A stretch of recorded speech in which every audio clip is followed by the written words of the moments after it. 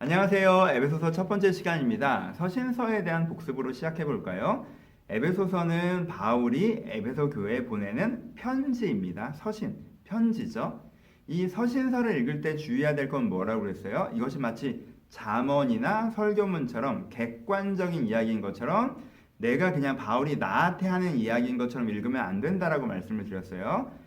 바울이 에베소 교회에게 하고 있는 얘기예요. 그러니까는 편지기 때문에 이 사람에게 이 교회에 어떤 이슈가 있고 문제가 있고 상황이 있고 기대가 있으니까 너희 이렇잖아. 그거 좀 이걸 이렇게 해봐 라는 내용이라는 거예요. 그러니까 이 서신서를 읽을 때 항상 뭐가 필요해요? 먼저 이 대충 어떤 교회였구나 라고 상상하는 것이 먼저 필요해요. 이 답을 하는 걸 보면 어떤 문제, 숙제가 있었는지 상상해 볼 수 있잖아요.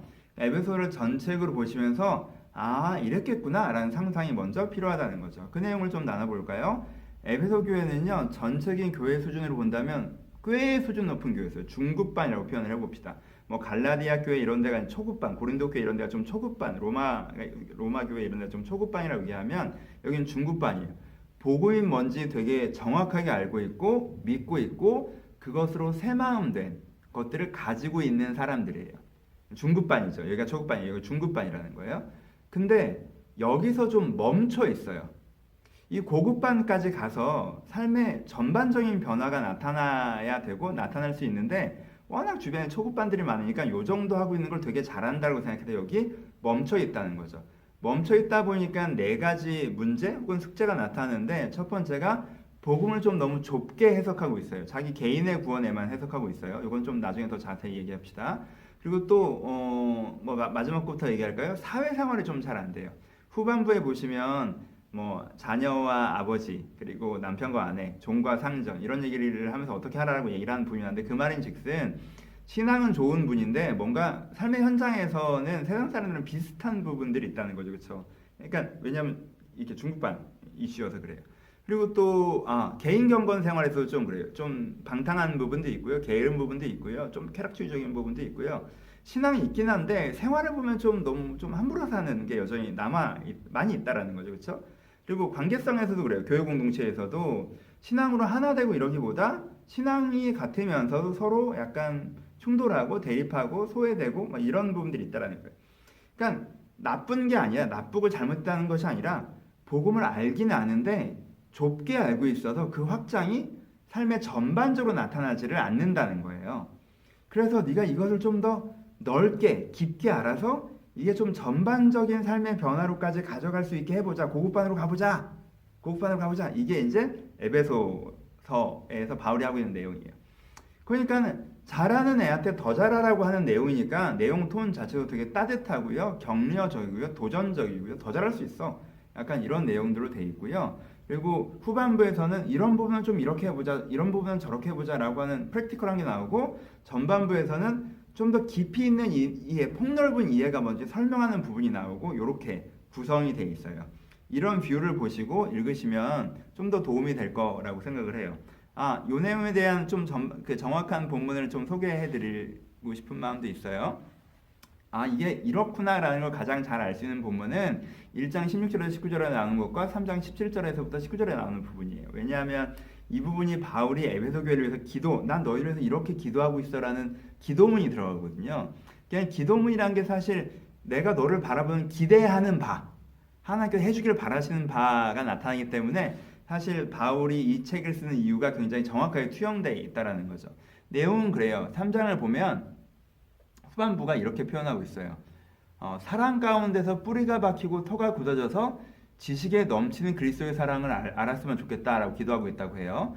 또 그 너비와 길이와 높이와 깊이가 어떠함을 깨달아 모든 충만하신 것으로 너희를 충만하게 하시기를 구하노라 라고 얘기하고 있어요. 그럼 바울이 기도하는데 어떻게 기도하는 거예요? 하나님, 에베소 교회가 좀 복음을 알긴 아는데 좁고 얕게 알고 있으니까 좀 넓고 높고 깊게 알게 해주세요라고 내가 너희를 기도하고 있어 라고 하는 거예요. 그렇죠? 너희가 뿌리가 박히고 터가 굳어졌으면 좋겠어 라고 하는 게 씨앗이 있고 자라긴 하는데 뭔가 뿌리가 깊게 내리지 않고 단단하게 서 있지 못하는 부분이 있어. 그러니까 좀 이렇게 취약하다라는 거죠. 또 그리고 너희가 이 표현이 저는 되게 중요한 표현인데요. 지식에 넘치는 그리스도의 사랑을 알고라고 얘기해요. 그러니까 이 사람들이 이론적으로는 지식으로는 그리스도의 사랑을 아는데 그게 넘치는 지식에 넘치는 사랑을 온인격으로 아는 게 좀 부족하다는 거죠. 이 넘치는 사랑을 온인격으로 나와야 전격적인 변화가 나타나는데 그 부분이 좀 안타까워서 내가 기도하고 있어라고 바울이 얘기하는 거예요. 그리고 1장에서도 뭐 핵심만 얘기하면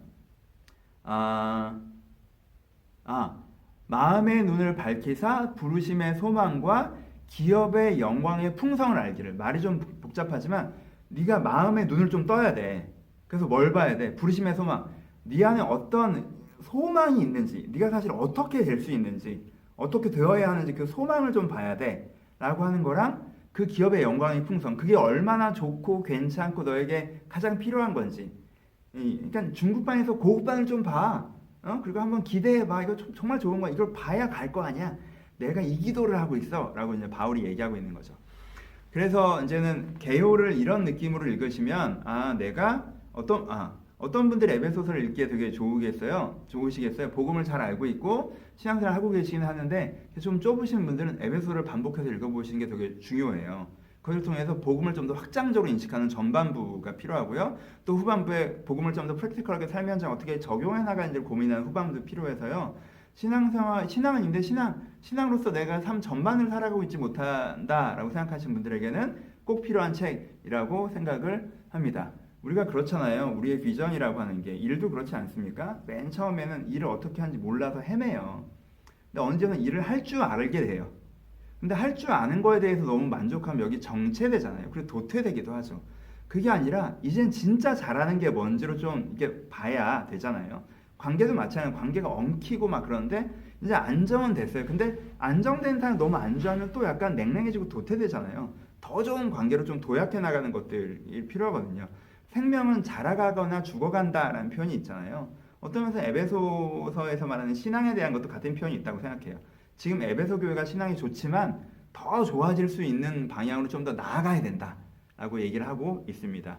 이 도전과 기대를 가지시고 읽으시면서 전반적인 이해를 가지셨으면 좋겠습니다. 자세한 내용은 이어서 또 해보도록 할게요. 감사합니다.